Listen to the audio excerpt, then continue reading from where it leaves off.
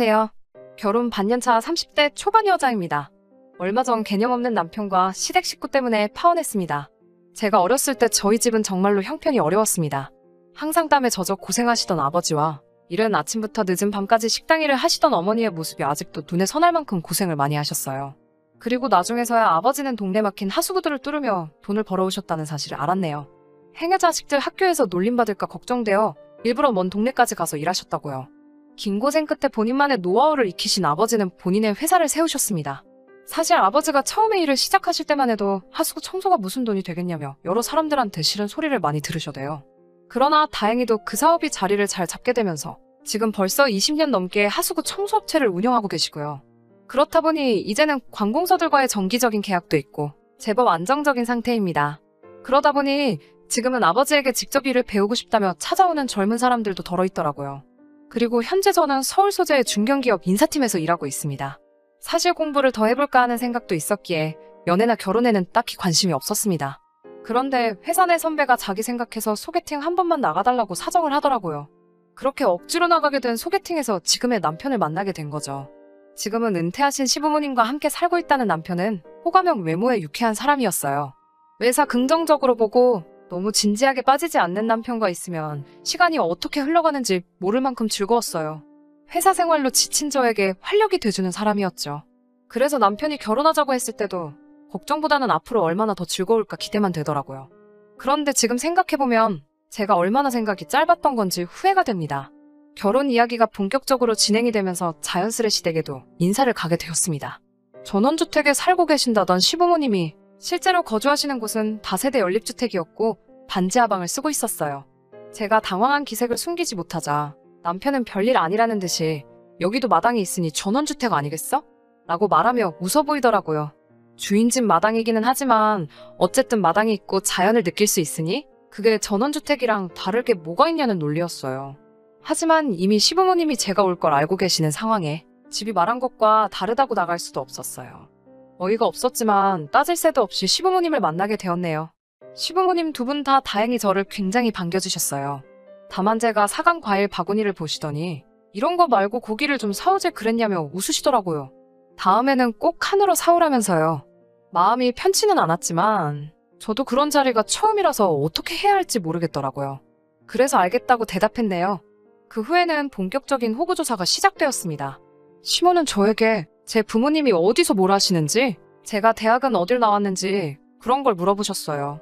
저는 늘 그렇듯 그냥 작은 사업을 하신다고 말했지만 사업을 하신다는 말에 무슨 일을 하는 건지 계속해서 꼬치꼬치 캐물으시더라고요. 그래서 제가 하수구 청소를 주로 하신다니까 어머머 아버지가 똥 푸는 일을 하냐면서 막 웃으시는 거예요. 저도 그때는 순간 화가 나서 표정 관리를 못했어요. 제 표정을 눈치챈 시모가 대번에 저한테 너는 뭐 별것도 아닌 걸로 예민하다면서 남편을 보며 예민한 애 비비 맞추느라 아들이 고생이 많겠다며 또 웃으시는 거예요. 남편도 덩달아서 그래서 자기가 살이 빠진다면서 저를 놀리는 게 아니겠어요. 그나마 다행히 시부가 적당히 하라면서 힘든 일 하시면 참 고생이 많으시겠네 라고 수습 아닌 수습을 하시더라고요. 결국 밥이 어디로 들어가는지도 모르게 먹고 집에서 나왔습니다. 그리고 남편과 둘이 인근 카페에 갔습니다. 도통 짜증이 가시질 않아서 죽겠는데 남편은 그것도 모르고 저한테 오늘 어땠냐며 묻더라고요. 제가 일단 왜 전원주택이라고 했냐고 묻자 남편이 아까 말했잖아라며 얼버무리려고 하더라고요. 마당에 나무 있고 꽃 있고 자연이 있으니까 전원주택이랑 다를 게 뭐냐면서요. 제가 정말 그렇게 생각하냐고 묻자 자긴 정말 그런 뜻으로 말한 거지 속이려고 한 건 아니라면서 믿어달라고 하더라고요. 절로 한숨이 나오더라고요. 사실 저희 집도 어려운 시절에는 반지하에 살았기 때문에 반지하에 살고 있다는 사실 자체가 문제가 되는 건 아니었어요. 그래서 일단 알겠다고 했네요. 그리고 남편에게 나에 대해서 농담하는 건 괜찮지만 우리 부모님 직업을 비하하거나 하는 건 아무리 장난이더라도 하지 않았으면 좋겠다고 단호하게 말했습니다. 그러자 남편은 시모가 원래 성격이 진지하지 못하다면서 저더러 좀 이해하고 받아달라고 하더라고요. 하지만 제가 그때 좀 더 칼같이 선을 그었어야 했어요. 그 이후로 사실 결혼 준비를 하면서 조금씩 어긋나더라고요.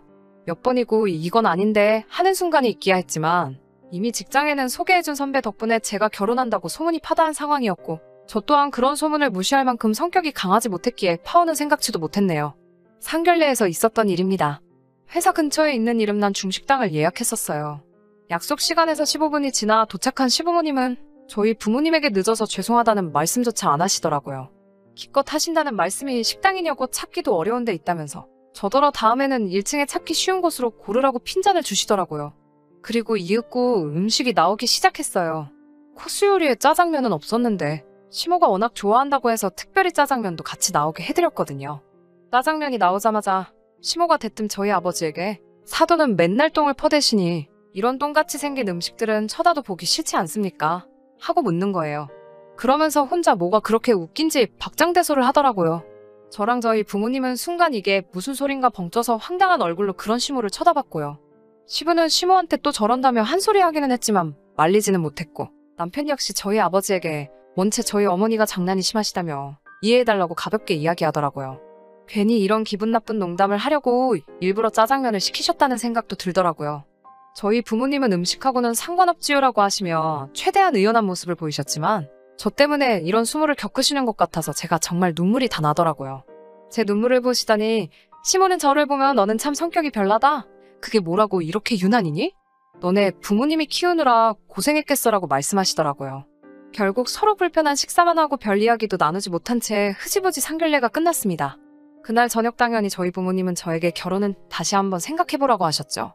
하지만 남편이 찾아와 시모가 지나쳤다며 자기를 보고 한 번만 용서해달라고 하더라고요. 아직 남편에 대한 사랑이 남아있었기에 저도 더 모질게 굴지 못했습니다. 그리고 경제적인 부분에 있어서는 시부모님 같은 경우 수입이 없으신 상황이었기 때문에 남편이 생활비를 보태드리고 있었어요. 저 역시 제 앞으로 남은 학자금 대출이 있었기 때문에 결혼한 이후로도 공동 생활자금을 마련해서 쓰고 그 외 부분은 서로 상관하지 않기로 했고요. 다만 결혼식 비용과 같이 살 집에 대해서는 반반씩 하기로 했었고요. 그런데 막상 살 집을 알아보기 시작하니 집값이 만만치 않더라고요. 게다가 제가 모은 돈 1억에 남편도 1억을 가져오겠다고 했으니 2억이 있었고 각자 직장이 있으니 대출받고 하면 얼추되지 않을까 생각했는데 남편이 갑자기 1억은 어려울 것 같다고 배째라는 식으로 나오더라고요. 자기가 말한 1억에는 지금 시부모님이 살고 계신 반지하 보증금이 포함된 거라면서요. 그럼 모시고 살아야 된다고요. 제가 결국 이 문제를 친정 부모님께 말씀드렸고 그러자 친정 아버지께서 그런 시부모님까지 모시고 어떻게 사냐면서 아버지가 도와줄 테니 그 보증금은 손대지 말라고 하시더라고요. 사실 이때 과감하게 결혼을 무르던지 했어야 했는데 제가 어리석었습니다.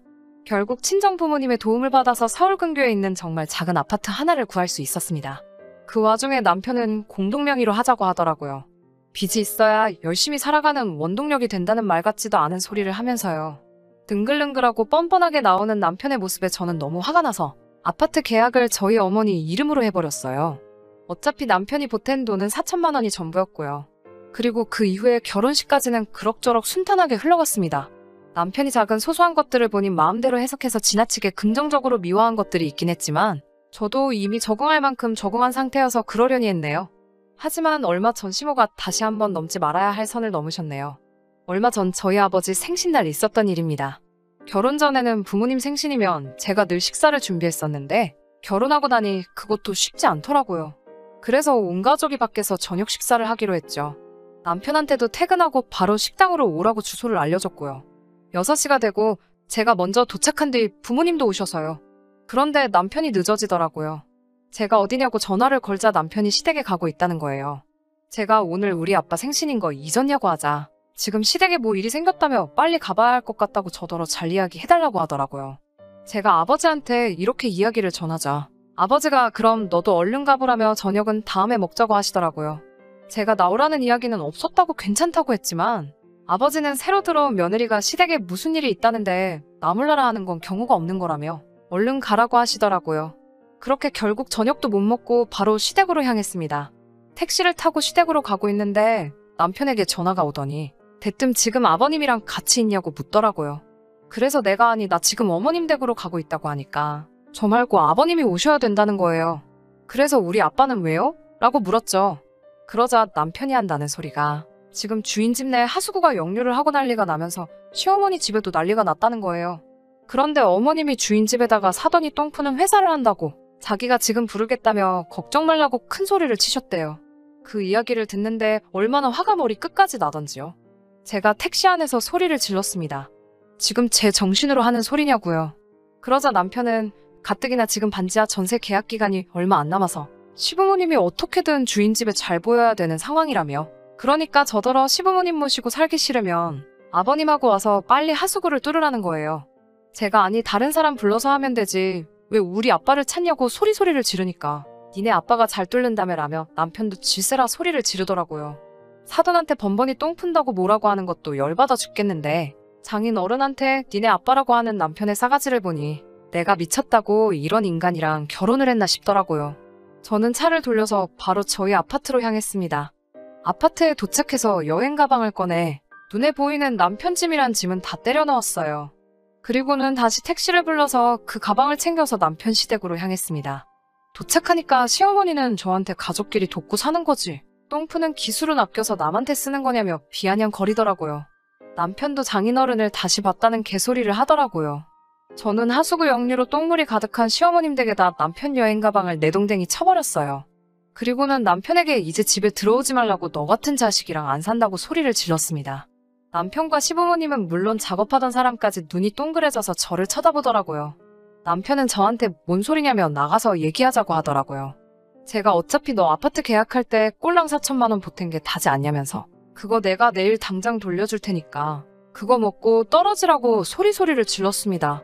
그리고는 현관문을 나서는데 시무랑 남편이 쫓아나와서는 제 뒤통수에다 대고 똥포한테 똥 푼다고 한 게 잘못이냐 아니면 니네 아빠를 니네 아빠라고 해서 잘못이냐며 자기들이 무슨 틀린 말을 한 거냐고 저보고 속이 좁다며 어이가 없다고 큰 소리를 치더라고요. 순간 뺨이라도 한 대 쳐버릴까 생각이 들더라고요. 그때 제 눈에 임시로 양동이로 퍼놓은 똥물이 보이대요. 저는 그 양동이를 들어서 그 모자에게 쏟아버렸습니다. 시모는 어프어프거리면서 비명을 지르고 남편은 저를 한 대 치기라도 할 듯이 손을 들어 올리더라고요. 저는 아직 제 손에 들려있던 그 양동이로 남편 머리통을 갈겨버렸습니다. 두 모자가 저를 미친 여자 보듯 쳐다보면서 서로에게 괜찮냐고 연신 물어대는 꼴을 보니 우습기만 하더라고요.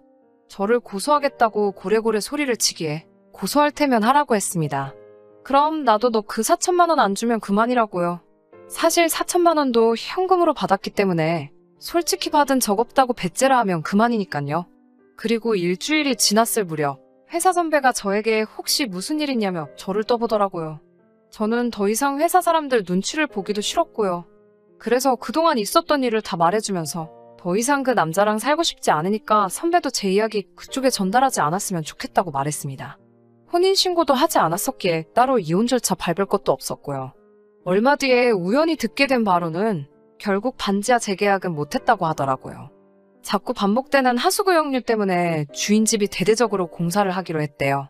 저 역시 아파트 팔고 지금 친정부모님과 다시 같이 살기 시작했어요.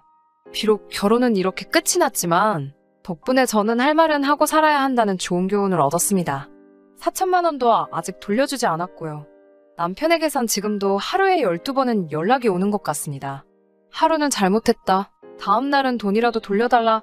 또는 너무한다며 몇 번씩 저를 힘들게 하네요. 시모는 여전히 고소타령이고요. 제 마음이 좀 더 편해지면 그때 돈은 돌려줄까 싶네요.